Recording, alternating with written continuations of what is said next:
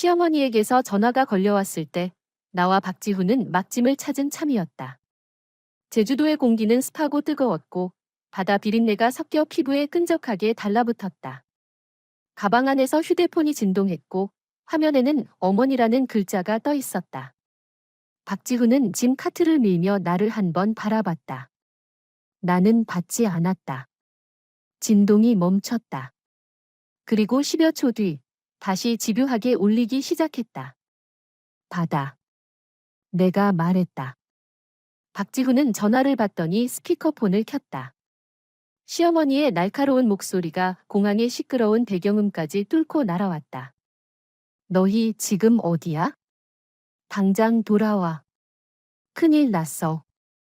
엄마, 우리 제주도야. 방금 비행기에서 내렸어. 박지훈이 말했다. 제주도? 누가 제주도 가래? 오늘 무슨 날인지 몰라? 시어머니의 목소리가 확 높아졌다.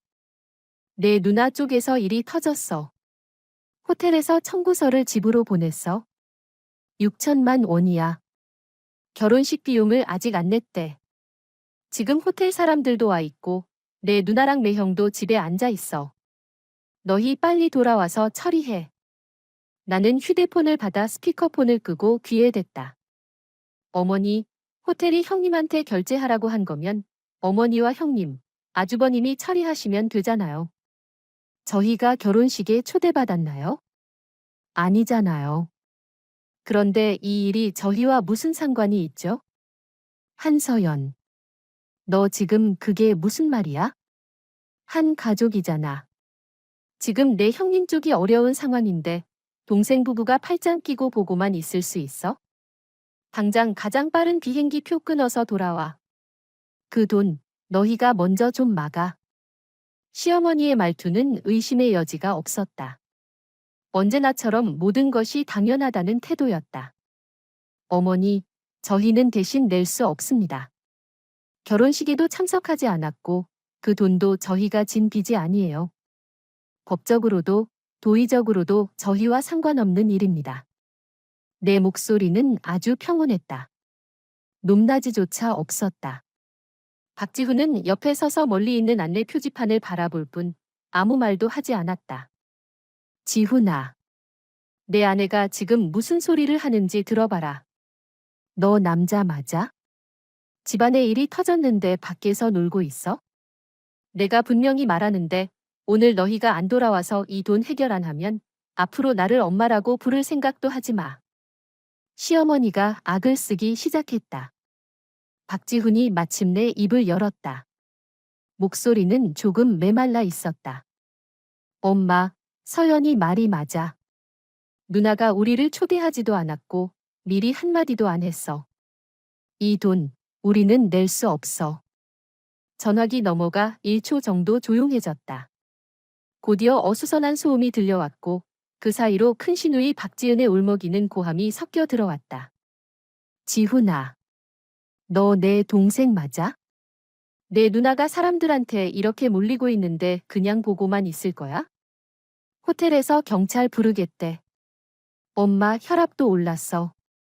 너희는 제주도 갈 돈은 있고 친누나 한 번 도와줄 돈은 없어? 나는 휴대폰을 귀에서 조금 떼어냈다.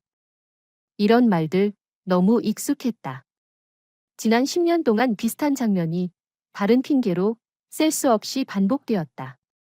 다만 이번에는 우리가 그 현장에 없을 뿐이었다. 형님. 나는 전화기를 향해 말했다. 호텔에서 경찰을 부른다고 해도 그건 민사 문제예요. 호텔과 협의하시든 법적 절차를 밟으시든 하세요. 저희 여행비는 저희가 직접 모은 돈이고 한 푼도 부끄러울 것 없는 돈입니다. 잘 처리하시길 바랍니다. 나는 전화를 끊고 시어머니와 큰 시누이의 번호를 차단 목록에 넣었다. 동작은 자연스럽고 매끄러웠다. 박지훈은 나를 바라보다가 입술을 달싹였지만 결국 자기 휴대폰을 받아들고 말없이 똑같이 차단했다. 가자. 나는 캐리어 손잡이를 끌어올렸다. 호텔 차량 기다리고 있어. 택시는 시내를 향해 달렸다. 창밖으로 야자수들이 빠르게 뒤로 밀려났다. 박지훈은 내 손을 잡았다. 손바닥에는 땀이 배어 있었다. 나는 그가 무슨 생각을 하는지 알고 있었다. 지금쯤 집안이 얼마나 난장판이 되었을지, 어머니와 누나가 얼마나 울고불고 난리를 치고 있을지, 6천만 원짜리 청구서가 얼마나 큰 부담인지, 그리고 우리가 이렇게 하는 것이 너무 매정한 건 아닌지까지. 나는 손을 빼지는 않았지만 그렇다고 세게 맞잡지도 않았다. 내 마음은 아주 고요했다. 거의 무감각에 가까운 평온함이었다. 이 도망, 아니, 이 늦어버린 자기 방어는 7일 전부터 시작되었다. 아니, 어쩌면 더 오래전부터였을지도 모른다. 내가 바카에 시집온 10년 전 그날부터. 7일 전, 수요일 밤이었다. 나와 박지훈은 막저녁을 먹고 소파에 앉아 TV를 보고 있었다. 그때 시어머니에게서 전화가 왔다. 늘 그렇듯 겉으로는 안부를 묻더니 곧바로 본론으로 들어갔다. 다음 주 토요일, 지은이네 수아 결혼하는 거 너희도 알지? 시어머니가 말했다. 알아. 누나가 가족 단톡방에 모바일 청첩장 올렸잖아. 박지훈이 대답했다. 가족 단톡방에 큰 시누이는 모바일 청첩장 링크를 하나 올렸다. 눌러보면 웨딩 사진과 호텔 주소만 있었고 구체적인 시간도 우리를 따로 언급하거나 개인적으로 초대하는 말도 없었다. 우리는 봤지만 아무 말도 하지 않았다. 박지훈이 나중에 따로 나에게 물었다. 물어볼까 하고. 나는 정식 청첩장을 기다려 보자고 했다. 알면 됐어. 그날 일찍 가서 좀 도와. 지은이네가 바빠서 일손이 부족해. 지훈이는 가서 신랑 쪽 친척들 맞이하는 거 좀 돕고 서연이는 일찍 가서 지은이 옆에 붙어 있다가 신부 쪽에서 도울 일 있으면 좀 거들어. 시어머니는 너무나 당연하다는 듯이 일정을 정했다. 나는 음소거를 누르고 박지훈에게 말했다. 어머니 말씀은 우리가 가야 한다는 건데. 청첩장은? 박지훈이 전화기에 대고 물었다. 엄마, 누나가 우리한테 청첩장 보냈어? 우리는 아직 못 받았는데. 청첩장? 가족끼리 무슨 청첩장이야? 그날 그냥 가면 되지. 설마 못 들어오게 하겠니? 시어머니는 대수롭지 않게 말했다. 아, 맞다. 지은이가 그러더라. 수아가 좋은 집안으로 시집 가는 거라 체면을 좀 세워야 한다고. 호텔은 서울 그랜드 하얏트로 잡았고 하객 테이블도 많아. 너희는 가까운 친척이니까 축의금이 적으면 안 돼. 내가 알아보니까 저쪽 외삼촌, 이모들은 다 이 정도는 한다더라. 시어머니가 숫자를 말했다. 1,000만 원. 가까운 외삼촌, 외숙모니까 남들에게 우습게 보이면 안 된다는 말도 덧붙였다. 박지훈이 미간을 찌푸렸다. 엄마, 그 금액은 너무 큰 거 아니야? 우리 요즘 형편이. 뭐가 커? 조카 결혼식이 한 번뿐인데. 지훈아, 너 내 아빠처럼 째째하게 굴지 마. 남들한테 우습게 보인다. 이 일은 내 말대로 해. 딱 그 금액으로 해. 내가 이미 지은이한테 말해놨어. 너희가 그 정도는 낼 수 있다고. 시어머니는 그의 말을 잘라버렸다.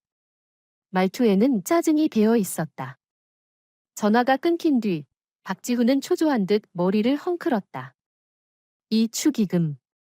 거기에 누나가 전에 빌려간 1,000만 원도 아직 안 갚았잖아. 우리 다음 분기 주택담보대출도 빠듯한데. 빌려간 1,000만 원. 수아 취직하면 갚겠다고 했잖아. 수아 취직한 지 1년 됐어. 내가 그에게 상기시켰다. 박지훈은 씁쓸하게 웃었다. 어떻게 말해? 말 꺼내면 누나는 우리가 자기를 몰아붙인다고 하고 엄마는 우리가 정 없다고 하잖아. 나는 대답하지 않았다. 비슷한 대화는 너무 많이 반복되었다. 큰 시누이 박지은은 박지훈보다 8살 많았다. 젊을 때 그리 넉넉하지 않은 집안으로 시집갔다. 매형은 평범한 회사원이었고 형편도 그저 그랬다. 시어머니는 늘 딸이 손해보고 시집갔다고 생각했고 알게 모르게 계속 보태주었다. 내가 시집 온 뒤로 그런 보탬은 점점 박지훈과 우리 작은 가정에게서 받아내는 요구로 바뀌었다. 이유는 가지각색이었다. 조카 학비, 매형 병원비, 누나 집 인테리어, 심지어 매형 쪽 친척의 일까지. 매번 잠깐만 돌려 쓰는 것이라고 했고 매번 빌려간 돈은 돌아오지 않았다. 박지훈도 처음에는 맞서 싸웠다. 하지만 시어머니는 울면서 혈압이 오른다고 하거나 모자 관계를 끊겠다고 난리를 쳤다. 또 그가 아내를 얻더니 친엄마와 친누나를 잊었다고 했다. 몇 번 그런 일이 반복되자 박지훈은 침묵했고 조용히 돈을 내는 사람이 되었다. 나도 가만히 있었던 것은 아니었다. 결혼 3년 차, 큰 시누이가 차를 바꾸겠다며 1,600만 원을 빌려달라고 했을 때였다. 박지훈은 나 몰래 우리가 재테크에 넣으려고 모아둔 돈을 넘겼다. 내가 그 사실을 알고 처음으로 크게 화를 냈다. 박지훈은 고개를 숙이고 아무 말도 하지 않았다. 소식을 듣고 달려온 시어머니는 내 코앞에 손가락질을 하며 소리쳤다. 그 돈은 내 아들이 번 돈이야? 내 아들이 자기 누나한테 주겠다는데 내가 뭔데 상관이야? 너 같은 외부인이 이 집 주인 노릇할 때가 아니야. 그날 우리는 아주 심하게 싸웠고 나는 짐을 싸서 친정으로 돌아갔다. 사흘 뒤 박지훈이 나를 데리러 왔다. 그의 눈은 빨갛게 충혈되어 있었다. 그는 엄마 혈압이 치솟아 응급실에 가서 링거를 맞았고 내가 철이 없다고 말했다. 부모님은 나를 달랬다. 가족끼리는 화목이 제일이고 박지훈은 사람 자체가 성실하다고. 엄마와 누나에게 마음이 약한 것이 큰 죄는 아니라고. 나는 돌아갔다. 그 대가는 컸다. 박지훈은 결혼 전부터 월급 카드를 어머니에게 맡기는 데 익숙했고 결혼 후에도 시어머니는 너희 돈을 모아주겠다는 명목으로 억지로 반년 동안 월급 카드를 가져갔다. 말로는 우리 돈을 모아주는 거라 했지만 실제로 큰 시누이에게 얼마나 흘러 들어갔는지는 하늘만 알 일이었다. 그때 이후로 나는 깨달았다. 이 집에서는 이성적으로 말해도 소용없다는 것을. 그들의 논리는 따로 있었다. 박지훈은 아들이고 남동생이다. 그러니 박지훈의 것은 박가의 것이고 박가의 것은 큰 시누이도 함께 쓸 수 있는 것이다. 그리고 나는 외부인이다. 기득권자다. 그들 눈에는 내가 박지훈과 결혼한 것만으로도 이미 덕을 본 사람이었다. 그러니 발언권이 없었다. TV에서는 지루한 예능 프로그램이 흘러나오고 있었다. 웃고 떠드는 소리가 거실을 가득 채웠지만 그 익숙한 답답함을 밀어내지는 못했다. 청첩장. 내가 입을 열었다. 목소리는 조금 메말라 있었다. 그래도 우리는 청첩장을 봐야 해. 그게 예의야? 박지훈이 고개를 끄덕였다. 누나한테 물어볼게. 그는 큰 시누이에게 카카오톡을 보냈다. 누나, 수아 결혼식 정식 청첩장이나 따로 안내를 우리는 아직 못 받았어. 정확한 시간하고 홀 이름 다시 보내줄 수 있어? 메시지는 보내졌지만 답장은 오지 않았다. 밤 11시가 넘어서야 큰 시누이가 음성 메시지 하나를 보냈다. 눌러보니 웃음기가 섞였지만 명백히 건성인 목소리가 흘러나왔다. 아이고, 바빠서 깜빡했네. 모바일 청첩장 단톡방에 올렸잖아. 그거나 똑같아. 그날 그냥 서울 그랜드 하얏트로 오면 돼. 아, 지훈아. 엄마가 축의금 얘기했지? 엄마 말대로 해줘. 누나가 미리 고마워할게. 수아는 너희 같은 외삼촌, 외숙모가 있어서 정말 복받았다. 구체적인 시간도 없었다. 홀 이름도 없었다. 하다못해 꼭 와야 해라는 형식적인 초대조차 없었다. 있는 것은 축의금 액수에 대한 확인뿐이었다. 박지훈은 휴대폰 화면을 바라보며 눈빛이 어두워졌다. 아무리 둔한 사람이라도 그 순간만큼은 자신이 의도적으로 가볍게 취급되고 있다는 것을 느낄 수밖에 없었다. 예전에는 집안에 어떤 일이든 하다못해 작은 조카 생일잔치조차 큰 시누이는 일부러 전화를 걸어 초대했다. 실제로는 축의금과 선물을 챙기라는 재성이었다. 그런데 이번에는 하나뿐인 딸의 결혼식이고 60테이블이나 되는 큰 행사인데도 우리를 이렇게 홀대하고 있었다. 누나가 애초에 우리를 부를 생각이 없었던 걸까? 박지훈이 중얼거렸다. 나에게 묻는 것 같기도 했고 자기 자신에게 묻는 것 같기도 했다. 모르지. 내가 말했다. 하지만 축의금은 어머니가 이미 우리 대신 약속해버렸잖아. 그날 밤 우리는 거의 잠을 이루지 못했다. 어둠 속에서 박지훈이 갑자기 말했다. 서연아, 그동안 너 많이 억울했지? 나는 아무 말도 하지 않았다. 눈물이 아무런 예고도 없이 흘러내려 관자놀이 쪽으로 스며들었다. 억울했냐고? 그랬다. 하지만 억울함보다 더 깊은 것은 무력감이었다. 내 곁에 있는 세상에서 가장 가까워야 할 이 사람에 대한 실망감이었다. 그리고 절대 이성적으로 말이 통하지 않는 이 가족 환경에 대한 절망감이었다. 나는 한때 내가 충분히 참으면, 충분히 철이 든 사람처럼 굴면 언젠가는 그들이 나를 가족으로 받아들일 거라고 생각했다. 내가 틀렸다. 밖에서 보는 사람들은 아마 내가 진작에 맞서 싸웠어야 한다고, 진작에 얼굴을 붉히고 선을 그었어야 한다고 말할 것이다. 하지만 그 안에 직접 들어가 있으면 가족이라는 이름으로 이루어지는 그 협박과 남편의 침묵이 가져오는 고립감은 축축한 이끼처럼 사람의 반항할 힘과 용기를 조금씩 갉아먹는다. 전환점은 그 전화가 있은 지 이틀 뒤 금요일에 찾아왔다. 금요일 오후 나는 낯선 번호로 걸려온 전화를 받았다. 서울 그랜드 하얏트 호텔 웨딩 연회 영업부의 김민지 매니저였다. 나는 그녀와 한 번 연락한 적이 있었다. 작년 회사 송년회 장소 섭외를 내가 맡았고 그때 그랜드 하얏트 호텔에 간 적이 있었다. 한서연님, 갑자기 연락드려 죄송합니다. 확인드릴 일이 있어서요. 김민지 매니저의 말투는 정중했다. 혹시 박지은님 또는 그 따님 김수아님의 친인척이 맞으실까요? 내 심장이 덜컥 내려앉았다. 네, 박지은 씨는 제 큰 시누이입니다. 무슨 일인가요? 다름이 아니라 박지은 님께서 저희 호텔에 김수아 님의 결혼 피로연을 예약하셨습니다.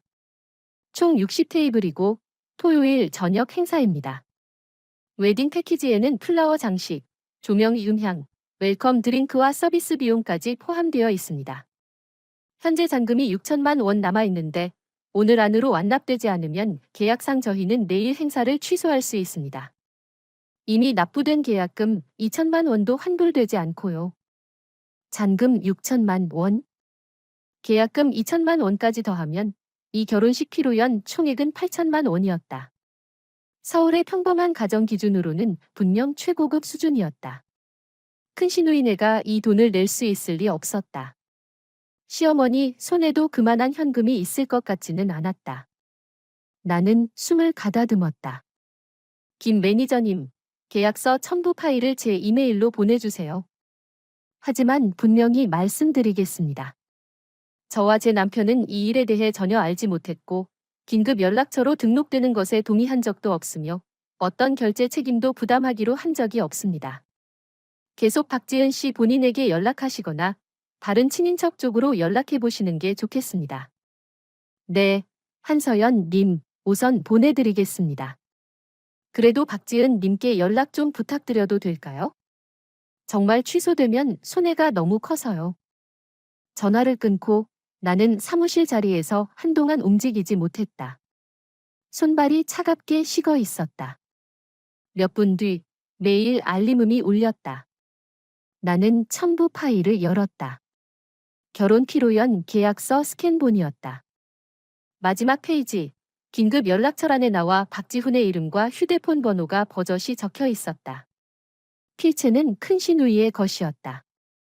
비고란에는 작은 글씨로 이런 문구까지 적혀 있었다. 올케 한서연이 최종 정산 업무를 담당함. 피가 머리끝까지 치솟았다. 분노가 올라왔다. 하지만 그보다 더 큰 것은 어처구니 없어서 나오는 차가운 비웃음이었다. 아, 여기서 기다리고 있었구나. 정식으로 초대하지는 않는다. 하지만 축의금은 최고 기준으로 내야 한다. 이제는 6천만 원짜리 잔금까지 우리가 정산할 거라고 당연히 적어 놓았다. 대체 무슨 자격으로? 박지훈이 남동생이라는 이유로? 내가 만만하다는 이유로? 나는 계약서의 핵심 페이지를 찍어 박지훈에게 보낸 뒤 곧바로 전화를 걸었다. 한참을 울린 뒤에야 그가 받았다. 배경음이 소란스러웠다. 공사 현장에 있는 것 같았다. 지훈 씨, 카카오톡 봐. 내 목소리는 이상할 정도로 차분했다. 그쪽에서 부스럭거리는 소리가 나더니 곧 박지훈이 숨을 들이켜는 소리가 들렸다. 이게 뭐야? 누나가 언제 우리를 긴급 연락처로 적었어? 게다가 내가 정산 담당이라고? 누나 미쳤어? 6천만 원이라니. 나한테 묻지 마. 나도 누구한테 물어봐야 할지 모르겠으니까.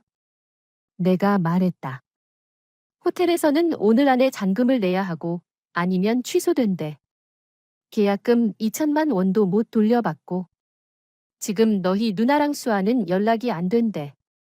전화기 너머로 긴 침묵이 이어졌다. 들리는 것은 그의 거친 숨소리뿐이었다. 누나가 호텔에서 재촉하면 우리가 어쩔 수 없이 대신 내줄 거라고 생각한 건가? 당신 생각은 어때? 내가 되물었다. 박지훈은 아무 말도 하지 못했다. 답은 너무도 분명했다. 이것은 그들이 늘 써오던 수법이었다. 먼저 저질러 놓고 나중에 통보한다. 기정사실을 만들어 놓고 가족과 체면을 앞세워 결국 굴복하게 만든다. 예전에는 몇십만 원, 몇백만 원이었다. 이번에는 6천만 원이었다. 이제 어떻게 하지? 박지훈의 목소리에는 피로와 막막함이 섞여 있었다. 박지훈. 나는 그의 이름을 불렀다. 한 글자 한 글자 또렷하게 말했다. 이번에도 당신이 물러서면 우리는 이혼이야. 그건 홧김의 한 말이 아니었다. 차갑게 얼어붙은 분노 속에서 내가 붙잡을 수 있는 유일하고도 선명한 마지노선이었다. 나는 끝없는 갈취에 질렸다. 결정적인 순간마다 침묵하고 물러서는 남편에게도 지쳤다. 이번에 우리가 6천만 원짜리 구멍을 메워준다면 다음에는 8천만 원, 1억 원이 될 것이다. 우리의 인생은 영원히 이 밑 빠진 독에 끌려다니게 될 것이고 평온한 날은 오지 않을 것이다. 나 안 물러서. 박지훈의 목소리가 갑자기 또렷해졌다. 모든 것을 걸겠다는 듯한 결연함이 담겨 있었다. 서연아, 이번엔 내 말대로 할게. 내가 하자는 대로 할게. 그의 대답은 나를 곧바로 따뜻하게 만들지도 위로하지도 못했다. 오히려 너무 늦게 도착한 각성처럼 씁쓸한 풍자가 느껴졌다. 하지만 나는 그 대답이 필요했다. 너무 늦었더라도. 첫째, 당신은 지금 바로 누나에게 전화해서 계약서가 어떻게 된 건지 물어봐. 우리가 몰랐고 동의하지 않았고 이 돈을 낼 생각이 없다는 걸 분명히 말해. 녹음하고. 둘째, 나는 호텔에 다시 전화해서 공식적으로 서면 입장을 남길 거야. 우리는 이 일과 무관하고 긴급 연락처 정보는 우리 동의 없이 기재된 것이며 즉시 삭제할 것을 요구한다고. 우리 정보를 임의로 적은 책임도 따지겠다고. 셋째, 나는 잠시 말을 멈췄다. 어머니 쪽은 당신이 말해. 계약서를 보내드리고 똑똑히 말씀드려. 이번에는 하늘이 무너져도 우리가 이 돈은 안 낸다고. 그래도 어머니가 우리를 몰아붙이겠다면 호텔이 결혼식을 취소하게 두고 계약금 2천만 원이 날아가고 누나네가 친척들 사이에서 웃음거리가 되는 걸 감수하라고 해. 어머니가 선택하시라고. 박지훈은 몇 초 동안 침묵하더니 말했다. 알겠어. 우리는 각자 움직였다. 나는 김민지 매니저에게 다시 전화를 걸었다. 말투는 단호했다.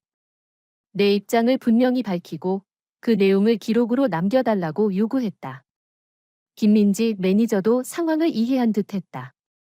목소리는 곧 사무적인 분위기로 바뀌었고 상부에 보고한 뒤 계속 고객에게 연락하겠다고 말했다. 박지훈 쪽은 예상대로였다. 큰신우이에게 전화를 걸었지만 받지 않았다. 그는 카카오톡으로 강하게 메시지를 보냈다. 계약서 문제가 무엇인지 설명하라고 요구했다. 큰신우이는 이렇게 답했다. 아이고, 동생아. 누나 깜짝 놀랐잖아. 그냥 연락처 하나 적은 거지 뭐. 혹시 호텔에서 나한테 연락이 안 되면 너희한테도 연락할 수 있는 거잖아. 다 한 가족인데 뭘 그렇게 선을 그어? 잔금 문제는 너희가 신경 쓰지 마. 엄마가 다 생각이 있어. 엄마가 무슨 생각이 있는데? 박지훈이 다시 물었다. 그 뒤로 답장은 없었다. 박지훈은 계약서와 대화 내용을 캡처해 시어머니에게 보냈다. 시어머니의 전화는 곧바로 폭발하듯 걸려왔다. 지훈아, 내가 보낸 이게 대체 뭐야? 너 지금 내 누나를 죽이려는 거야? 호텔 쪽은 또 무슨 일이야? 너희가 돈을 안 낸다는 게 무슨 말이야? 이 돈을 너희가 안 내면 누가 내? 설마 내 누나가 시댁 앞에서 망신당하게 둘 거야? 시어머니의 목소리는 다급하고 분노에 차 있었다. 엄마, 누나는 우리 동의도 없이 우리를 긴급 연락처로 적었고 서연이가 정산을 만든다고까지 썼어. 이건 속이는 행동이야. 6천만 원, 우리는 낼 수 없고 내지도 않을 거야. 누나랑 매형이 알아서 해결해야 해. 이번에는 박지훈이 물러서지 않았다. 말투는 내가 한 번도 들어본 적 없을 만큼 차갑고 단단했다. 낼 수 없다고? 너희 집은 어떻게 샀어? 차는 어떻게 샀어? 평소에 그렇게 잘 먹고 잘 입고 다니면서 6천만 원을 못 낸다고? 누구를 속이려고? 지훈아, 내가 분명히 말하는데 이 돈은 너희가 반드시 내야 해. 안 그러면 난 너 같은 아들 없어. 시어머니는 또다시 늘 쓰던 협박을 꺼내 들었다. 엄마. 박지훈의 목소리는 떨리고 있었지만 선명했다. 이 돈을 내면 저는 제 가정을 잃어요. 서연이가 저와 이혼하겠다고 했어요. 선택하세요. 아들과 며느리를 지킬 건지 아니면 누나의 6천만 원짜리 체면을 지킬 건지. 전화기 너머로 시어머니의 날카로운 울음과 욕설이 터져나왔다. 불효자, 은혜도 모르는 놈, 아내 어떠니 엄마를 잊었다는 원망이 뒤섞여 있었다. 박지훈은 더 듣지 않고 전화를 끊었다. 그가 나에게 메시지를 보냈다. 말했어. 엄마는 욕하고 있어. 누나는 조용해. 나는 답장했다. 연락은 받을 수 있게 해도 돼. 더 이상 먼저 연락하지 마. 기다려. 우리는 기다렸다. 그들이 다음에 어떤 행동을 할지. 반드시 몰려올 폭풍을 기다렸다. 폭풍은 예상보다 더 기이하고 더 역겹게 찾아왔다. 토요일, 결혼식 당일. 오전은 이상할 정도로 조용했다. 시어머니와 큰시누이는 더 이상 우리에게 연락하지 않았다. 마치 어젯밤의 격렬한 다툼 따위는 존재하지 않았던 것처럼. 정오가 조금 지나 박지훈에게 낯선 번호로 전화가 왔다. 매형 김대용이었다. 그의 말투는 전례 없이 공손했다. 심지어 약간 비굴하게 들리기까지 했다. 지훈아, 바쁘냐? 오늘 수아 좋은 날인데 너랑 재수 씨는 몇 시쯤 호텔로 와서 좀 도와줄 거야? 내 누나가 지금 정신없이 바빠서 사람이 정말 필요해. 어머니도 벌써 오셨어. 박지훈은 스피커폰을 켰고 우리는 서로를 바라보았다. 매형, 우리는 청첩장도 못 받았고 정확한 시간이나 일정도 몰랐어요. 저희가 가는 건 좀 그렇지 않나요? 아이고, 가족끼리 무슨 청첩장이야. 빨리 와. 서울 그랜드 하얏트 호텔 3층 금수홀이고 저녁 6시 반부터 피로연 시작이야. 일찍 와라. 내 누나가 너희 자리도 메인 테이블 근처에 따로 빼놨어. 김대용은 지나치게 밝고 열정적이었다. 예전에 우리에게 무심하고 대충 대하던 그 매형과는 완전히 다른 사람이었다. 전화를 끊은 뒤 박지훈이 나를 바라봤다. 갈까? 가서 뭐 하게? 그 사람들 연극 보는 거? 아니면 마지막 순간에 몰려서 돈 내는 호구 역할 하려고? 나는 차갑게 웃었다. 지금 저 사람들이 이렇게까지 친절한 건 호텔 잔금이 해결되지 않아서야. 우리를 현장에 끌어내고 모든 친척들 앞에서 가족과 체면을 이용해 우리를 묶어두려는 거지. 우리가 거기 나타나는 순간 그 6천만 원은 안 내고 싶어도 내야 하는 돈이 돼. 박지훈의 얼굴이 어두워졌다. 그럼 축의금은? 축의금? 나는 그를 바라보았다. 아직도 축의금을 생각해? 박지훈, 저 사람들이 우리에게 6천만 원짜리 연회비를 떠넘기려고 계획했을 때 우리를 가족이라고 생각했을까? 이제 그 사람들은 받을 자격 없어. 오후 3시 시어머니에게서 다시 전화가 왔다. 이번에는 말투가 많이 누그러져 있었다. 심지어 약간 비위를 맞추는 듯했다. 지훈아, 서연아, 아직도 화났니? 어제 엄마 말이 좀 심했다. 엄마도 너무 급해서 그랬어? 너희 빨리 와라. 가족들 다 모였고 너희만 기다리고 있어. 축의금 문제는 엄마가 강요 안 할게. 너희 형편껏 하면 돼. 중요한 건 사람이 오는 거야. 수화체면 좀 세워줘야지. 응? 나는 박지훈을 바라보았다. 그는 나를 향해 고개를 저었다. 나는 전화기에 대고 말했다. 어머니, 저희는 가지 않겠습니다. 수아 결혼 진심으로 축하한다고 전해주세요. 시어머니의 목소리는 곧바로 변했다. 한서연, 너 지금 무슨 뜻이야? 정말 안 오겠다는 거야? 너희가 모든 친척들 앞에서 웃음거리 만들 셈이야? 외삼촌이랑 외숙모가 조카 결혼식에 안 왔다고 사람들이 뭐라고 하겠니? 어머니, 친척들이 물어보면 저희가 출장 때문에 못 돌아왔다고 하세요. 아니면 사실대로 말씀하셔도 됩니다. 저희가 청첩장을 받지 못했고 정확한 시간과 장소도 몰라서 함부로 찾아가기가 어려웠다고요. 내 말투는 평온했다. 너희 참 잘났다. 아주 잘났어. 시어머니는 이를 갈듯 말하더니 전화를 끊었다. 오후 4시가 조금 넘었을 때 내 휴대폰이 울렸다.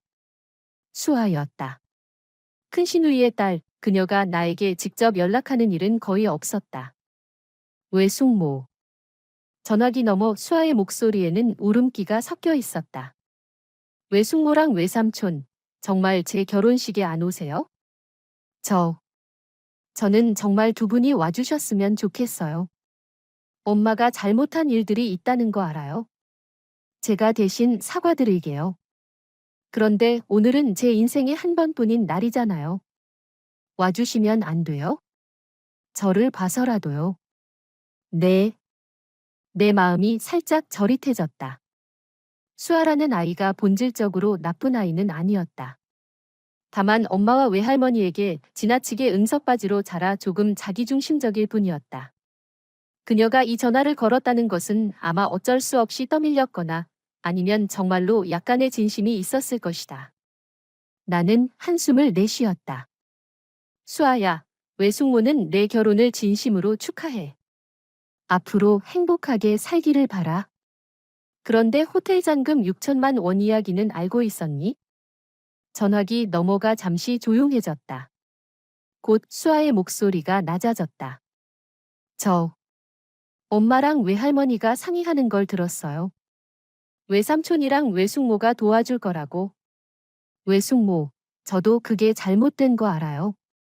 그런데 호텔에서 오늘 돈을 안 내면 결혼식을 취소하겠다고 해서요. 그러면 제 결혼식은 끝이에요. 외숙모, 제발요. 저희 좀 도와주세요. 역시나. 모두가 알고 있었다. 모두가 우리가 이 억울한 돈을 대신 낼 거라고 당연하게 여기고 있었다. 수아야. 내 목소리는 차갑게 가라앉았다. 첫째, 이 일은 내 엄마가 잘못한 거야. 아주 크게 잘못했어. 둘째, 우리는 그 잘못의 대가를 대신 치를 의무도 없고 그럴 능력도 없어. 셋째, 내 결혼식이 끝장날지 아닐지는 내 부모님이 어떻게 처리하느냐에 달린 문제이지 우리에게 달린 문제가 아니야. 미안하다. 나는 전화를 끊고 수아의 번호도 잠시 차단했다. 마음이 약해지면 안 됐다. 단 한순간도, 단 한치도. 저녁 6시, 결혼식이 시작되었을 시간이었다. 나와 박지훈은 집에 앉아 있었다. 누구도 저녁을 먹자는 말을 꺼내지 않았다. TV는 켜져 있었지만 아무도 보고 있지 않았다. 억눌린 정적이 공기 속에 무겁게 깔려 있었다. 우리는 알고 있었다. 지금쯤 호텔 안은 분명 화려한 조명으로 가득 차 있고 하객들로 붐비며 축하의 분위기로 떠들썩할 것이다. 그리고 우리는 그 화려함에서 배제되어 있었다. 동시에 아주 거대한 함정을 피해낸 것이기도 했다. 저녁 7시쯤 박지훈의 카카오톡에 드문드문 메시지가 오기 시작했다. 친척들이 보낸 현장 짧은 영상이었다. 술잔이 오가고 신랑 신부가 테이블마다 인사를 다니고 있었다. 어떤 친척은 물었다. 지훈아, 너랑 서연이는 왜 안 보이니? 박지훈은 모두에게 똑같이 답했다. 출장 때문에 못 돌아갔어요. 8시 반쯤 박지훈과 그나마 사이가 괜찮은 사촌동생이 메시지를 보내왔다. 지훈이 형, 이 말을 해야 할지 모르겠는데 아까 지은 누나가 몇몇 이모들이랑 뭐라고 수군거리더라고. 호텔 결제 문제라나? 너희가 하기로 해놓고 말을 바꿨다느니 그런 얘기를 하는 것 같았어. 뭔가 이상해서. 형이랑 형수님 괜찮아? 박지훈은 답했다. 괜찮아. 걱정해줘서 고마워. 호텔 결제 문제는 우리와 상관없는 일이야. 밤 9시, 결혼식은 거의 끝나갈 시간이었다. 나와 박지훈은 동시에 큰시누이에게서 온 단체 메시지를 받았다. 우리는 아직 가족 단톡방에서 나가지 않은 상태였다. 오늘 저희 딸 김수아의 결혼식에 참석해주신 모든 친지분들께 진심으로 감사드립니다. 부족한 점이 많았더라도 너그러이 양해 부탁드립니다. 모두 조심히 돌아가세요. 우리 이야기는 없었다. 단 한 글자도 없었다. 마치 우리가 존재하지 않는 사람들인 것처럼. 끝났네. 박지훈이 말했다. 목소리가 텅 비어 있었다. 응. 내가 짧게 대답했다. 첫 번째 전투는 피했다. 하지만 나는 알고 있었다. 전쟁은 이제 막 시작되었을 뿐이라는 것을. 6천만 원짜리 청구서는 이미 도화선에 불이 붙은 폭탄과 같았다. 언젠가는 반드시 터질 것이었다. 그리고 그 폭탄의 파편은 분명 우리를 향해 날아올 것이다. 다만 이제 우리는 더 이상 그 자리에 서서 맞을 생각이 없었다. 일요일은 이상할 만큼 평온했다. 전화도 메시지도 없었다. 폭풍 전의 고요였다. 월요일 아침, 나와 박지훈은 평소처럼 출근했다. 집을 나서기 전 우리는 미리 챙겨둔 캐리어 2개를 차 트렁크에 실었다. 비행기는 오후 3시 출발, 제주도로 향하는 항공편이었다. 이 표는 금요일 밤 우리가 반격하기로 결심한 직후 가장 먼저 예매한 것이었다. 우리는 이 환경에서 벗어나야 했다. 물리적으로 얽혀 들어갈 가능성을 차단해야 했고 서로에게도 냉정해지고 숨을 돌릴 시간이 필요했다. 오전 10시, 나는 회의 중이었다. 휴대폰이 책상 위에서 진동했다. 시어머니였다. 나는 받지 않았다. 진동은 3번 연속 이어지다가 멈췄다. 잠시 뒤 박지훈에게서 메시지가 왔다. 엄마가 방금 나한테 전화했어. 안 받았어. 누나도 전화했어. 나는 답했다. 받지 마, 기다려. 우리는 마치 다른 한쪽 신발이 떨어지기를 기다리는 죄수 같았다.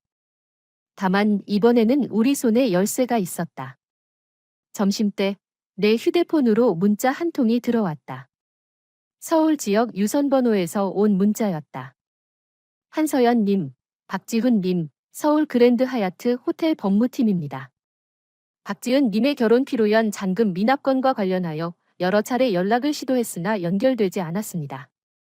계약서상 긴급 연락처가 2분으로 기재되어 있고 박지은 님 측에서 두 분이 처리를 담당한다고 밝힌 바 있어 정식으로 안내드립니다. 금일 오후 5시 전까지 호텔로 방문하시어 협의하시거나 잔금 6천만 원을 완납해 주시기 바랍니다. 기한 내 처리되지 않을 경우 당사는 법적 절차를 진행할 예정이며 계약 관련 당사자인 두 분께도 책임을 물을 수 있습니다.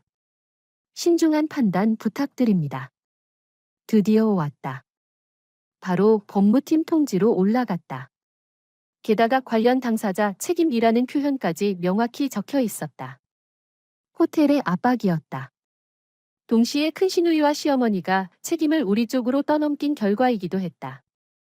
나는 문자를 캡처해 박지훈에게 보냈다. 그는 곧바로 전화를 걸어왔다. 목소리에는 당황이 묻어 있었다. 정말 우리를 고소하려는 걸까? 우리한테는 못 걸어. 계약서에 서명한 사람은 우리가 아니고 긴급 연락처 등록도 우리가 허락한 적 없어. 그 돈을 우리가 쓴 것도 아니야? 호텔 변호사가 바보는 아니니까 최종 책임 대상은 계약서에 서명한 박지은과 김대웅일 수밖에 없어. 우리한테 이런 문자를 보낸 건 겁을 주려는 거거나 내 누나 쪽에서 끝까지 우리가 담당한다고 우기니까 호텔도 회수할 수 있는 길을 하나 더 만들어 보려는 거겠지. 나는 최대한 차분하게 분석했다. 그를 안심시키기 위해서였고 동시에 나 자신을 다독이기 위해서이기도 했다. 원래 계획대로 오후에 제주도로 가 휴대폰은 꺼두고. 알겠어.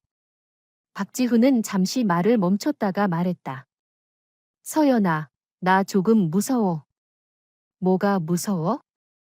정말 법정까지 가게 될까 봐. 엄마랑 누나가 정말 여기저기 찾아다니며 난리 칠까 봐. 우리가 불효자라고 수아 결혼식을 망쳤다고 떠들까 봐. 앞으로 그 집안에서 우리는 정말 설 자리가 없어질까 봐. 그의 목소리에는 깊은 피로와 두려움이 배어 있었다. 나는 그의 두려움을 이해했다. 그것은 수십 년 동안 가족이라는 이름으로 길들여진 본능적인 반응이었다. 모두에게 버림받는 것에 대한 타고난 공포였다. 박지훈. 나는 그의 이름을 불렀다. 목소리는 낮았지만 단단했다. 우리가 오늘 돌아가서 그 6천만 원을 내면 그 집안에 설 자리가 생길까? 아니. 우리는 언제든 다시 뜯어먹을 수 있는 도구가 될 뿐이야. 그 집안에서 영원히 무릎 꿇고 존엄도 없이 살게 되는 거야. 법정까지 가면 망신당할 사람은 악의적으로 돈을 안 내고 남의 연락처를 허위로 적은 박지은이야. 여기저기 난리를 치더라도 시간이 지나면 눈 있는 사람들은 결국 누가 옳고 그른지 알게 돼. 그리고 집이라는 것도 그래. 끊임없이 내 피를 빨아먹고 내 배우자를 깎아내리고 내 감정을 무시하는 곳이 정말 집일까? 우리에게 필요한 건 그 집 안에서 설 자리가 있느냐가 아니야. 우리가 스스로 똑바로 서서 진짜 우리에게 속한 건강한 가정을 만들 수 있느냐야. 전화기 너머로 긴 침묵이 흘렀다. 그리고 나는 그가 깊게 숨을 들이마셨다가 천천히 내쉬는 소리를 들었다. 알겠어. 오후에 공항에서 보자. 전화를 끊은 뒤 나는 급한 업무를 처리하고 팀장에게 닷새 연차를 신청했다. 팀장은 흔쾌히 승인해주며 웃었다. 진작 좀 쉬었어야지. 요즘 얼굴이 너무 안 좋아 보였어. 오후 2시, 나와 박지훈은 김포공항에서 만났다. 탑승권을 받고 보안 검색대를 지나 탑승구 앞에서 기다렸다. 우리는 둘 다 말이 적었다. 하지만 그것은 예전처럼 답답하고 원망이 가득한 침묵이 아니었다. 긴장한 채 최종 판결을 기다리는 듯한 침묵이었다. 휴대폰은 무음으로 해두었지만 화면은 수시로 밝아졌다. 수신자 표시가 계속 떠올랐다. 시어머니, 큰 시누이, 매형, 심지어 평소 연락도 거의 없던 친척 2명까지. 우리는 받지 않았다. 비행기가 이륙하고 구름 위로 솟아올랐다. 창밖의 도시가 점점 작아지더니 흐릿한 격자처럼 변해가는 것을 보며 나는 갑자기 온몸에 힘이 빠지는 듯한 안도감을 느꼈다. 떠났다. 마침내 그 숨막히는 시비의 장소를 떠났다. 1시간 남짓 지나 비행기는 제주국제공항에 착륙했다. 습하고 뜨거운 바람이 얼굴을 때렸다. 그 바람에는 완전히 낯선 자유의 냄새가 섞여 있었다. 우리가 짐을 찾고 출구로 향하던 순간 시어머니의 전화가 따라붙었다. 그래서 처음에 그 장면이 벌어진 것이다. 그 히스테릭한 전화를 끊고 번호를 차단하고 호텔로 향하는 택시에 올라탔다.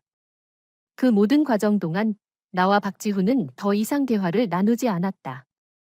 우리는 소화해야 했다. 완전히 얼굴을 붉히고 갈라선 뒤 밀려오는 복잡한 감정들을. 결연함도 있었고 뒤늦은 두려움도 있었고 희미한 통증도 있었다. 호텔에 도착해 체크인을 하고 간단히 씻은 뒤 우리는 발코니에 앉았다. 멀리 밤하늘 아래 흐릿하게 보이는 해안선을 바라보았다. 방 안은 조용했다. 약하게 돌아가는 에어컨 바람 소리만 들렸다. 그때 박지훈의 휴대폰이 한 번 진동했다. 카카오톡이었다. 그가 한 번 확인하더니 얼굴빛이 살짝 변했다. 그리고 휴대폰을 내게 건넸다. 시어머니가 어느 친척의 휴대폰으로 보낸 메시지였다. 자기 번호는 이미 차단되어 있었으니까. 길고 긴 음성 메시지가 문자로 변환되어 있었다. 지훈아, 서연아. 너희 참 독하다. 정말 이렇게 그냥 도망가 버려? 호텔 사람들이 아직도 집에 와 있어. 내 누나를 경찰에 신고하겠대. 내 누나는 2번이나 울다가 기절했어. 수아의 신혼 첫날 밤을 너희가 이렇게 망쳐놓은 거야? 너희가 사람이니? 6천만 원이 너희한테 그렇게 어려운 돈이야? 꼭 우리 집안을 풍비박산 내야 속이 시원해? 내가 분명히 말하는데 오늘 너희가 돈 안 보내면 나 너희 회사로 찾아가서 난리 칠 거야. 서연이 친정에도 찾아갈 거야. 모든 사람들한테 보여줄 거야. 너희가 얼마나 불효하고 형제 후에도 모르는 배은망덕한 인간들인지. 나 너희 앞에서 죽어버릴 거야. 박지훈의 손이 떨리고 있었다. 두려워서가 아니었다. 분노였다. 지난 수십 년 동안 쌓여있던 억울함과 분노가 그 메시지 하나로 마침내 완전히 불붙은 것이었다. 나는 그의 휴대폰을 가져와 음성 녹음 버튼을 눌렀다. 그리고 차분하다 못해 차갑게 들리는 목소리로 답장을 보냈다. 첫째, 계약서의 긴급 연락처 정보를 허위로 기재한 것은 위법 소지가 있으며 호텔이 박지은 씨를 신고한다면 그것은 법에 따른 절차입니다. 둘째, 수아의 신혼 첫날 밤이 망가졌는지는 그녀의 부모가 정직하게 계약을 이행했느냐에 달린 문제이지 저희와는 무관합니다. 셋째, 저희에게 6천만 원이 있느냐 없느냐는 중요하지 않습니다. 중요한 것은 그 돈을 저희가 낼 이유가 없다는 것입니다. 넷째, 어디에 가서 난리를 치시든 그것은 어머니 자유입니다. 제 직장에 오시면 명예훼손과 업무방해, 스토킹성 괴롭힘으로 경찰에 신고하겠습니다. 제 부모님 댁에 찾아가시면 제 부모님도 바로 경찰에 신고하실 겁니다. 다섯째, 죽음으로 협박하는 것은 어머니의 선택입니다. 자신의 생명에 대해서는 스스로 책임지십시오. 마지막으로 더 이상 연락하지 마십시오. 모든 법적 문제는 따님 박지은 씨와 사위 김대용 씨에게 문의하시기 바랍니다. 그럼 이만 끊겠습니다. 전송. 그리고 그 번호도 차단했다. 모든 것을 끝낸 뒤 나는 휴대폰을 박지훈에게 돌려주었다. 그는 나를 바라보았다. 눈에는 핏발이 서 있었고 동시에 무언가 내려놓은 사람처럼 거의 탈진에 가까운 빛도 어려 있었다. 이렇게 끝난 거야? 그가 물었다. 이렇게 끝난 거야? 내가 말했다. 우리는 룸서비스를 시켜 제주도에 온 뒤 첫 식사를 했다. 맛은 평범했지만 이상할 만큼 마음 편하게 먹을 수 있었다. 밤에는 호텔 밖 해변을 따라 걸었다. 파도 소리가 계속 밀려왔다가 물러가며 모든 소란을 덮어버렸다. 우리는 집안일에 대해 말하지 않았다. 그저 손을 잡고 목적 없이 걸었다. 가끔 야간 수영을 하거나 산책하는 사람들이 지나가며 우리를 향해 다정하거나 호기심 어린 시선을 보냈다. 세상은 넓었다. 그 숨막히는 원가족만이 전부가 아니었다. 방으로 돌아온 뒤 나는 휴대폰을 켰고 몇 통의 읽지 않은 문자를 확인했다. 호텔에서 온 문자도 있었다. 하지만 이미 답하지 않겠다고 밝힌 상태였다. 그리고 낯선 번호에서 온 문자 하나가 있었다. 내용은 단 한 문장이었다. 서연아, 나 이모다. 지훈이 엄마 동생.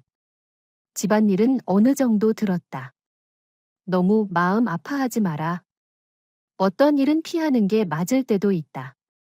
몸 챙겨라. 나는 한동안 멍하니 그 문자를 바라보았다. 가슴속에 아주 가느다란 온기가 번져 올라왔다. 이 일이 벌어진 뒤 그 집안 내부에서 나온 첫 번째이자 유일한 긍정적인 목소리였다. 알고 보니 모두가 눈먼 사람은 아니었다. 모두가 그 뒤틀린 요구를 묵인하고 있었던 것도 아니었다. 나는 그 문자를 박지훈에게 보여주었다. 그는 오랫동안 그것을 바라보다가 낮게 응 하고 대답했다. 그날 밤 우리는 깊이 잠들었다. 악몽은 없었다. 그 뒤 며칠 동안 우리는 그 가족이 연락할 수 있는 모든 SNS 알림을 꺼두고 꼭 필요한 연락수단만 남겼다. 진짜 휴가를 보냈다. 바닷가에 가고 동문시장에 가고 한라산 근처 산책로를 걷고 여러 가지 제주 현지 음식을 먹었다. 우리는 가장 평범한 부부처럼 잠시 마음을 쉬러 나온 사람들처럼 그 지긋지긋한 일들을 뒤로 밀어두려고 애썼다. 하지만 변화는 조용히 일어나고 있었다. 박지훈은 전보다 말이 조금 많아졌다. 먼저 일정을 짰고 내가 밀짚 모자를 써볼 때는 웃으며 잘 어울린다고 말했다. 그는 더 이상 예전처럼 무의식적으로 휴대폰을 확인하며 미간을 찌푸리지 않았다. 긴장이 풀리자 그의 눈가에 있던 잔주름마저 조금은 펴진 것 같았다. 그리고 나 역시 마음속 어딘가 단단하게 굳어있던 것이 조금씩 부드러워지는 것을 느꼈다. 그것은 그 가족을 향한 타협이 아니었다. 나 자신과 박지훈, 그리고 우리의 관계를 다시 바라보고 받아들이는 과정이었다. 지난 10년 동안 나는 원망에 둘러싸여 있었다. 그 가족을 향한 분노 일부를 나도 모르게 박지훈에게 옮겨놓았다. 그의 나약함을 미워했고 아무것도 하지 못하는 태도를 원망했다. 하지만 이제 그가 마침내 내 곁에 서기로 선택하고 말이 아닌 행동으로 그 기형적인 묶임을 끊어내려 할 때 나는 그의 침묵 뒤에 있던 고통과 그가 벗어나기 위해 치러야 했던 어려움을 보았다. 넷째 날 밤 우리는 호텔 레스토랑에서 해산물을 먹었다. 박지훈은 새우 하나를 까서 아주 자연스럽게 내 접시에 올려놓았다. 예전에는 거의 하지 않던 행동이었다. 서연아. 그가 갑자기 입을 열었다. 목소리는 크지 않았다.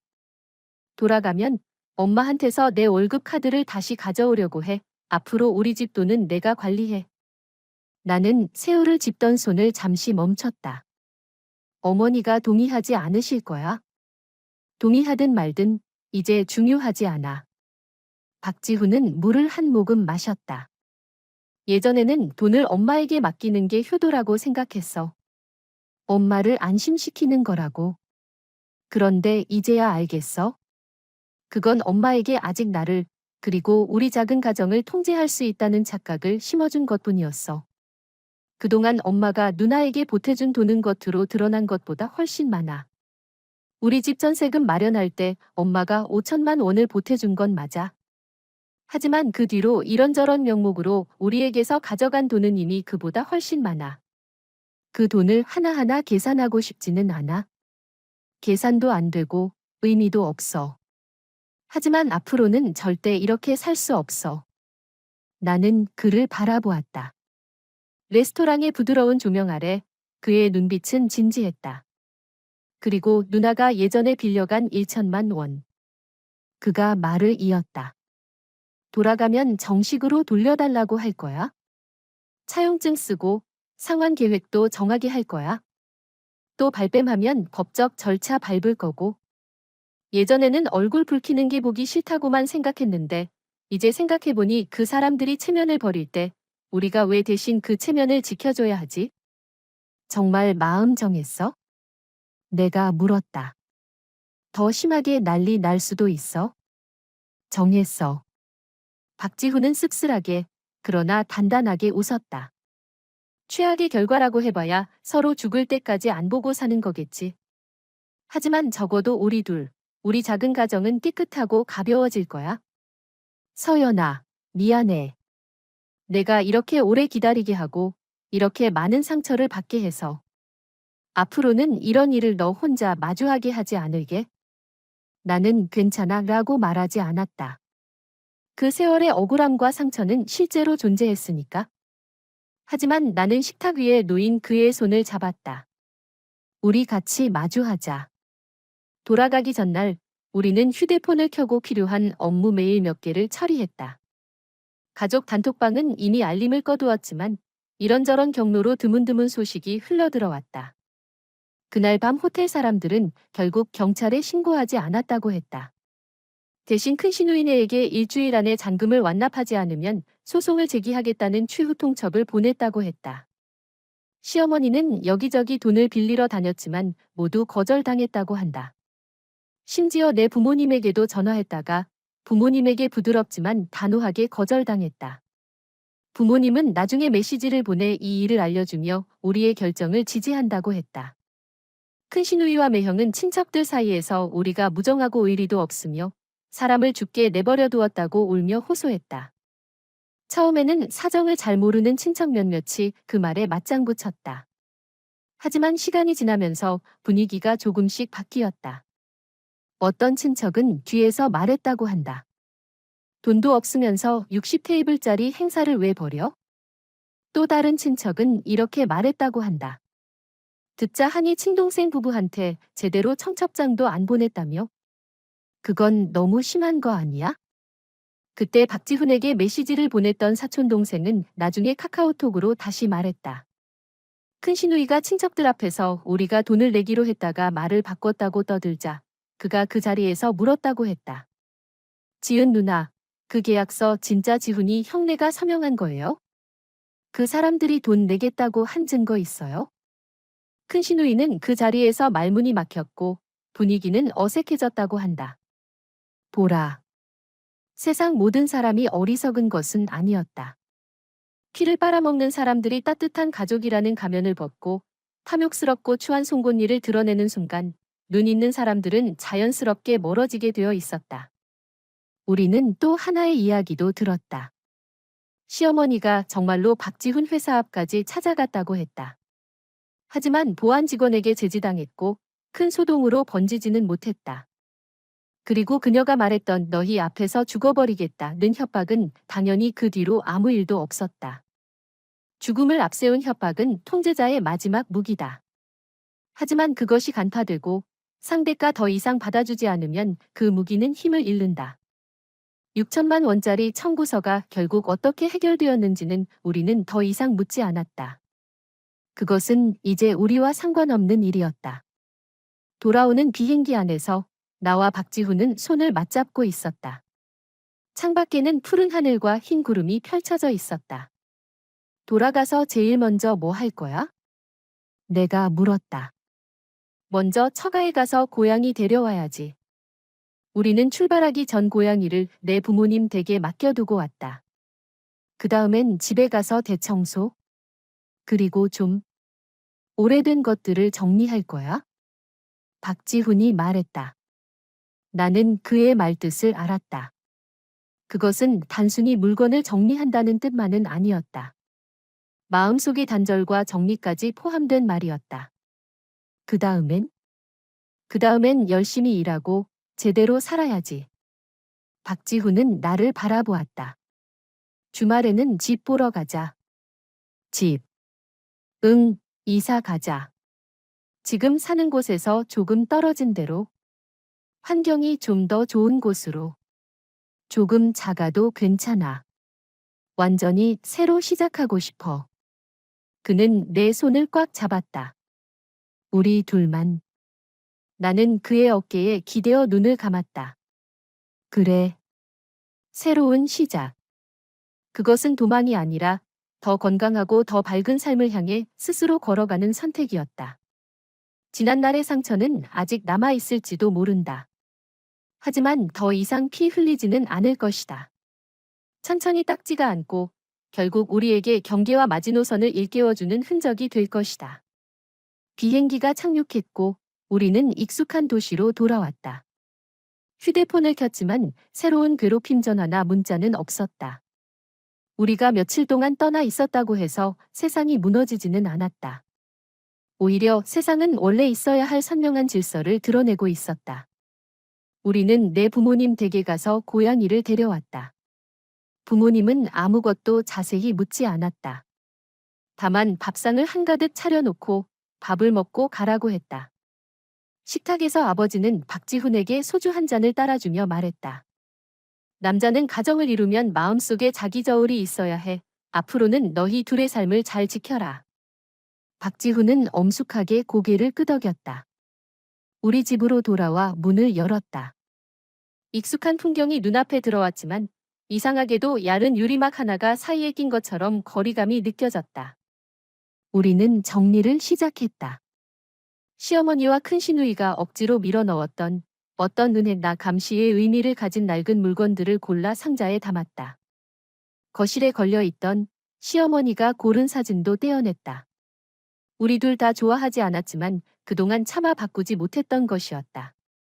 정리하는 과정은 하나의 의식 같았다. 느리지만 단단하게 과거에 병든 연결고리를 잘라내는 의식. 일주일 뒤 우리는 서울중앙지방법원에서 온 출석 통지서를 받았다. 우리를 상대로 한 소송은 아니었다. 큰시누이 박지은과 김대용이 호텔로부터 소송을 당한 것이었다. 호텔은 결혼 피로연 잔금 6천만 원과 위약금을 청구했다. 다만 호텔 측이 소장에 우리 이름을 언급했고 법원에서도 우리에게 출석 통지서를 보냈다. 우리가 관련인으로서 잔금 지급에 동의한 적이 있는지 설명하라는 것이었다. 나와 박지훈은 변호사를 선임했다. 변호사는 자료를 훑어본 뒤 아주 확신에 차서 말했다. 두 분에게는 책임이 없습니다. 긴급 연락처는 동의 없이 기재된 것이고 계약서는 두 분이 서명한 것이 아니며 돈도 두 분이 사용한 것이 아닙니다. 법원 출석은 절차상 확인에 가깝습니다. 가셔서 사실대로 진술하시면 됩니다. 오히려 원하신다면 동의 없이 성명과 연락처를 사용해 신용과 명예에 손해를 입힌 점을 이유로 별도의 손해배상 청구도 가능합니다. 물론 그건 두 분의 의사에 달린 문제입니다. 재판이 열린 날 우리는 법원에 갔다. 관련인석에 앉아 맞은편 피고석에 앉은 큰시누이와 매형을 바라보았다. 두 사람의 얼굴은 잿빛으로 굳어 있었다. 시어머니도 와 있었다. 방청석에 앉아 복잡한 눈빛으로 우리를 바라보고 있었다. 그 안에는 원망도 있었고 이미 대세가 기울었다는 듯한 무너진 체념도 있었다. 그녀는 더 이상 우리에게 달려와 난리를 치지 않았다. 재판은 순조롭게 진행되었다. 호텔 측은 계약서를 제출하고 잔금이 미납된 사실을 지적했다. 판사는 큰시누이에게 왜 남동생 부부를 긴급 연락처로 적고 정산 담당이라고 기고란에 남겼는지 물었다. 큰시누이는 말을 더듬었다.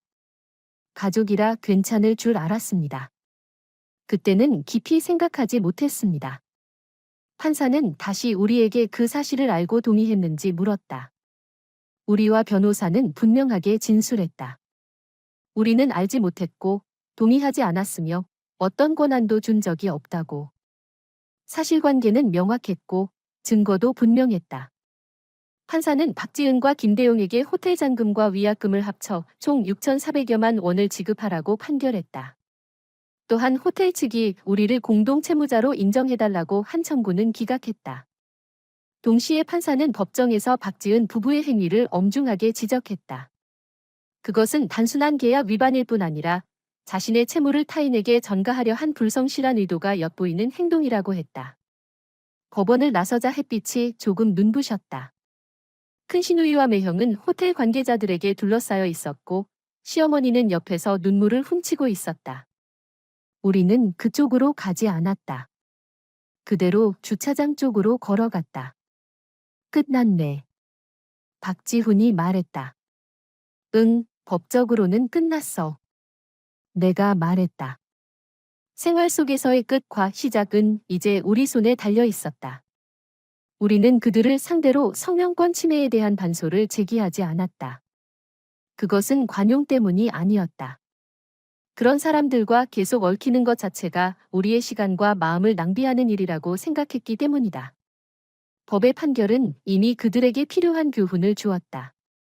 6천만 원이 넘는 빚은 그들이 오랫동안 감당해야 할 무게가 될 것이다. 더 중요한 것은 이 일을 겪으며 그들은 친척과 지인들 사이에서 신뢰를 완전히 잃었다는 점이었다. 앞으로는 더 이상 가족이라는 이름으로 사람을 묶어두는 그 수법이 쉽게 통하지 않을 것이다. 몇 달 뒤, 우리는 원래 살던 집을 팔았다. 그리고 서울의 다른 쪽, 마포구의 조용하고 학군도 괜찮은 아파트 단지의 면적은 조금 작지만 구조가 좋은 중고 아파트를 샀다.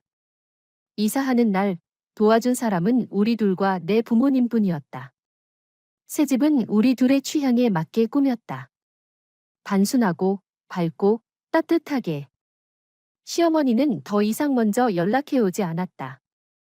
가끔 친척들을 통해 그녀와 큰 시누이네가 꽤 빠듯하게 살고 있고 아직도 빚 갚을 걱정에 시달린다는 말을 들었다. 그들이 우리 이야기를 꺼낼 때면 여전히 원망과 욕설뿐이라고도 했다. 하지만 그런 소리들은 이제 우리 귀에 잘 닿지 않았다. 설령 가끔 들려온다 해도 마음에 큰 파문을 일으키지는 못했다. 박지훈은 월급 카드를 되찾아왔다. 우리는 공동생활비 통장을 만들었고 함께 수입과 지출을 계획했다. 돈을 모으고 앞으로의 여행도 계획했다. 그는 일에 더 몰입하게 되었다. 더 이상 집안의 밑 빠진 독 때문에 불안해할 필요가 없어지자 사람 자체가 훨씬 생기 있어 보였다. 우리 사이의 대화도 많아졌다. 함께 요리하고 함께 영화를 보고 주말이면 가까운 곳으로 짧은 여행을 다녀왔다. 집안을 짓누르던 보이지 않는 압박감은 사라졌고 그 자리에 평범하지만 단단한 따뜻함이 자리 잡았다. 연말 회사 송년회에서 나는 우수 직원으로 선정되었다. 박지훈은 일부러 회사로 꽃을 보내왔다. 동료들이 부러운 듯 말했다. 남편분 정말 좋으시네요. 나는 웃으며 고개를 끄덕였다. 그렇다. 지금의 그는 좋은 사람이었다. 우리도 괜찮았다. 어느 날 밤, 우리는 소파에 나란히 기대어 영화를 보고 있었다. 고양이는 발치에 몸을 말고 누워 골골거리고 있었다. 박지훈이 문득 말했다. 서연아, 고마워. 뭐가? 그때 나를 포기하지 않아줘서. 나를 억지로라도 성장하게 해줘서. 그리고 나를 데리고 제주도로 도망쳐줘서. 그가 살짝 웃었다. 그게 내 인생의 분기점이었어. 나는 그의 품에 기대어 아무 말도 하지 않았다. 마음속에는 가득 차오른 고요하고 평온한 안도감만이 있었다. 창밖에는 이 도시의 평범한 밤이 펼쳐져 있었다. 불빛들이 하나둘 번지고 있었다. 그리고 창 안에는 우리가 조금씩 다시 세운 단단하면서도 부드러운 작은 세계가 있었다. 격렬한 증오도 없었다. 거짓된 용서도 없었다. 다만 똑똑히 본 뒤에 선택이 있었고 그 선택 이후 하루하루를 성실하게 살아가는 우리의 시간이 있었다. 더 이상 한밤중에 전화가 날카롭게 울리지 않았다. 무언가를 빼앗아가려는 듯 목숨을 재촉하는 연락도 없었다. 통장 속 숫자는 느리지만 안정적으로 늘어갔다. 그 돈은 이제 우리 공동의 미래를 위한 것이었다. 가끔 우리는 여전히 과거의 그 지긋지긋한 일들을 이야기했다. 하지만 말투는 이미 남의 이야기를 하는 것처럼 변해 있었다. 약간의 씁쓸함은 있었지만 그보다 더 큰 것은 다행이라는 마음이었다. 가라앉기 전에 서로의 손을 붙잡고 힘껏 헤엄쳐 안변으로 올라왔다는 다행. 넓은 하늘과 바다는 먼 곳에 있는 것이 아니었다. 돌아서기로 선택한 바로 그 다음 한 걸음 앞에 있었다. 봄이 되었을 때 우리는 예상치 못한 전화를 받았다. 수아였다. 세 번호로 걸려온 전화였다. 외삼촌, 외숙모. 그녀의 목소리는 예전보다 조금 성숙해져 있었고 훨씬 낮아져 있었다. 혹시 한번 만날 수 있을까요? 저 혼자요. 나와 박지훈은 서로를 바라보았다. 박지훈이 입모양으로 물었다. 만날까? 나는 고개를 끄덕였다. 수아에게 우리는 그렇게 큰 악감정을 가지고 있지는 않았다. 그녀는 어머니의 잘못된 교육을 받은 피해자에 더 가까웠다. 우리는 시내의 조용한 카페에서 만나기로 했다. 수아는 약속 시간에 맞춰왔다. 화장은 거의 하지 않았고 단순한 니트와 청바지를 입고 있었다. 예전처럼 일부러 과하게 꾸민 듯한 화려함은 없었다. 그녀는 조금 초췌해 보였다. 외삼촌, 외숙모. 수아는 자리에 앉더니 어색하게 눈앞에 커피를 저었다. 오늘 온 건 직접 사과드리고 싶어서예요. 결혼식 일도 그렇고 예전에 많은 일들도요. 나와 박지훈은 아무 말도 하지 않았다. 그녀가 계속 말하기를 기다렸다.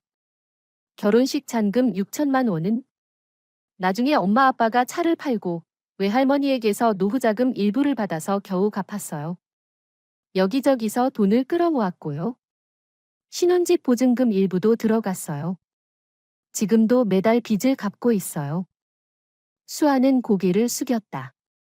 남편 집 쪽에서도 많이 불쾌해했어요. 그 일 때문에 여러 번 싸웠고요. 엄마는 요즘 매일 한숨만 쉬고 세상 탓만 하고 아빠랑도 자주 다퉈요. 그녀는 코를 훌쩍였다. 저는 예전에는 철이 없었어요. 외할머니랑 엄마가 저를 예뻐해주니까 모든 게 당연한 줄 알았어요. 외삼촌네가 형편이 좋으니까 우리를 도와주는 것도 당연하다고 생각했고요. 그런데 이번 일을 겪고 나서야 많은 걸 보게 됐어요. 엄마는 한 번도 두 분을 동등한 가족으로 생각한 적이 없었어요. 그저 외삼촌이 외할머니의 아들이니까 무조건 도와줘야 한다고 여겼던 거예요. 심지어 그런 방식으로 두 분 이름을 적어 빚까지 떠넘기려고 했고요. 나중에야 알았어요. 엄마는 처음부터 두 분이 돈을 내게 만들 생각이었대요. 체면 때문에 거절 못할 거라고 생각하면서요. 그걸 이제는 알겠니? 박지훈이 입을 열었다. 목소리는 차분했다. 네, 알았어요. 수아가 고개를 들었다. 눈가가 붉어져 있었다. 너무 잘 알았어요. 알게 된 게 좀 아플 정도로요. 외숙모가 그때 전화로 저한테 한 말, 돌아가서 오래 생각했어요. 맞는 말이었어요. 제 결혼식이 망가질지 아닐지는 제 부모님이 정직하고 성실하게 책임을 지느냐에 달린 문제였어요. 우리 엄마 아빠의 욕심과 허영이 모든 걸 망칠 뻔한 거였어요. 그리고 실제로 집안의 많은 관계를 망가뜨렸고요. 그녀는 잠시 말을 멈췄다. 용기를 내는 듯했다. 외할머니는 요즘 몸이 별로 안 좋아요. 혈압도 계속 높고 마음 상태도 좋지 않아요. 가끔 두 분 이야기를 하긴 하는데 좋은 말은 아니에요. 저는 알아요. 외할머니도 마음속으로는 자신이 잘못한 부분이 있다는 걸 알고 있을 거예요. 하지만 절대 입으로 인정하지는 않을 거예요. 엄마는 말할 것도 없고요. 수아가 우리를 바라보았다. 외삼촌, 외숙모. 제가 두 분께 뭔가를 요구할 자격이 없다는 건 알아요.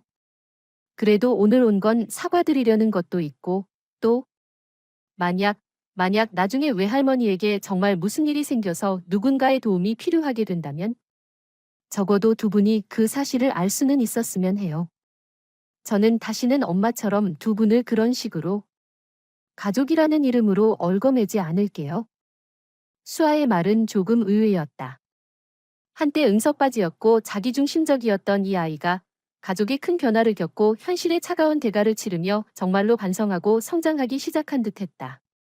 수아야. 내가 입을 열었다. 오늘 와서 이런 말을 해줘서 고마워. 지난 일은 법적으로도 판결이 났고 우리 마음속에서도 이미 결론이 났어. 우리와 내 부모님, 그리고 내 외할머니 사이의 문제는 어른들 사이의 일이야. 너를 그 안에 끌어들이고 싶지는 않아. 너는 앞으로 내 삶을 잘 살고 내 가정을 잘 지키는 것이 가장 중요해. 나는 잠시 말을 멈췄다가 이어 말했다. 그리고 어른들 문제는 정말 필요할 때가 온다면 우리는 우리 자신의 능력과 경계 안에서 결정할 거야. 누군가에게 휘둘리거나 협박당해서가 아니라. 그 점은 안심해도 돼. 내 말은 우리의 입장을 분명히 밝히는 동시에 최소한의 여지를 남기는 것이었다. 약속하지도 않고 완전히 끊어내지도 않았다. 다만 선을 분명히 그었을 뿐이었다. 수아는 그 뜻을 알아들었다. 그녀는 고개를 끄덕였고 결국 눈물을 떨어뜨렸다. 감사해요. 외숙모, 외삼촌. 정말 감사해요. 저는 더 이상 두 분 생활을 방해하지 않을게요. 두 분. 앞으로도 잘 지내셨으면 좋겠어요. 그녀는 급히 눈물을 닦고 자리에서 일어났다. 그리고 카페를 나갔다. 조금은 여위고 가벼워 보이는 그녀의 뒷모습이 문 너머로 사라지는 것을 보며 박지훈이 한숨을 내쉬었다. 저 아이도 쉽지는 않았겠네. 사람은 누구나 자기 선택과 자기 환경에 대한 대가를 치르게 돼 그래도 스스로 깨달았다면 그건 그 아이의 복이지. 내가 말했다. 그 만남은 작은 마침표 같았다. 참아보기 힘들었던 그 과거의 마지막 선을 그어주는 마침표. 이제부터는 다리가 갈 곳은 다리로, 길이 갈 곳은 길로 가면 되는 일이었다. 여름, 우리는 연차를 이용해 강원도로 여행을 갔다. 속초 바닷가에서 박지훈이 문득 말했다. 그 1천만 원, 기부하자. 기부? 응, 누나가 빌려간 그 1천만 원, 아마 평생 안 갚을 거고, 나도 더 이상 달라고 할 생각은 없어. 그런데 그 돈을 우리 마음속에 계속 묵혀두고 싶지는 않아. 뭔가 예전의 불쾌한 감정이 묻어있는 것 같아서. 정식 아동복지기관이나 믿을 만한 장학사업에 기부해서 그 돈이 깨끗하게 쓰였으면 좋겠어. 정말 필요한 사람들을 돕는 데 쓰이면 좋겠어. 박지훈은 먼 바다를 바라보고 있었다. 그의 눈빛은 맑았다. 나는 그의 손을 꼭 잡았다. 좋아. 우리는 정말 그렇게 했다. 여행에서 돌아온 뒤 정식으로 등록된 공익사업을 골라 박지훈, 한서연의 이름으로 1천만 원을 기부했다. 기부금 영수증이 집으로 도착한 날, 우리는 그것을 서재 서랍에 넣어두었다. 등기부등본과 혼인관계증명서가 있는 서랍이었다. 그 돈은 더 이상 억울한 미수금이 아니었다. 의미 있는 기념품이 되었다. 우리의 탈출과 새 출발을 기념하는 물건. 가을, 박지훈은 승진했고 월급도 올랐다. 우리는 내 부모님을 모시고 좋은 식당에 가서 제대로 축하 식사를 했다. 식탁에서 아버지는 기분이 좋아 소주를 2잔이나 더 마셨고 박지훈의 어깨를 두드리며 말했다. 좋다, 이 녀석아. 이제야 제법 사내답다. 엄마는 조용히 내게 말했다. 서연아, 너희가 지금 이렇게 사는 걸 보니 엄마는 이제 마음이 놓인다. 사람은 말이야, 먼저 자기 자신을 제대로 세워야 해. 맞다. 먼저 자신을 세워야 한다. 분명한 경계가 있어야 하고 아니라고 말할 용기가 있어야 하며 행복을 스스로 가꾸어갈 힘이 있어야 한다. 나는 그녀에게 따뜻한 물 한 잔을 따라주고 딱 한마디만 했다. 아가씨, 결혼 생활은 두 사람이 함께 살아가는 거예요. 만약 그의 가족이 언제나 두 사람의 작은 가정보다 앞에 놓인다면 스스로 잘 생각해 봐야 해요. 그걸 얼마나 오래 견딜 수 있을지. 그녀는 멍하니 나를 바라보다가 깊이 생각에 잠긴 듯 했다. 나는 살짝 웃고 더 이상 말하지 않았다. 어떤 길은, 어떤 깨달음은 결국 스스로 걸어봐야 진짜로 알 수 있는 법이다. 집으로 돌아가는 길에 작은 눈이 내리기 시작했다. 박지훈은 내 손을 자기 코트 주머니 안으로 넣었다. 가로등 불빛이 우리의 그림자를 길게 느렸다. 추워. 그가 물었다. 안 추워. 내가 말했다. 주머니 안에서 우리의 손은 단단히 맞잡혀 있었다. 따뜻하고 건조했다. 눈송이는 조용히 머리카락 위로, 어깨 위로 내려앉았다가 곧 녹아 사라졌다. 마치 지난날의 상처와 분노, 억울함이 시간의 흐름과 성장 속에서 서서히 녹아내리는 것처럼 그 자리에는 아주 희미한 젖은 흔적만 남았다. 우리가 걸어온 길을 잊지 않게 해주는 흔적. 그리고 앞으로 펼쳐질 더 선명하고 더 넓은 풍경을 비춰주는 흔적. 집은 결코 누군가를 묶어두고 빼앗아가는 곳이 아니다. 집은 독립된 두 사람이 자발적으로 손을 잡고 함께 세워가는 피난처다.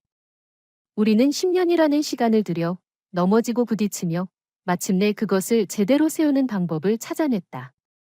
휴대폰은 가방 안에 조용히 놓여 있었다. 화면은 까맣게 꺼져 있었다. 나는 알고 있었다. 이제 그것은 더 이상 한밤중에 심장을 철렁하게 만드는 벨소리와 무례한 요구를 가져오지 않을 것이다. 세상은 고요했고 마음은 평온했다. 그걸로 충분했다.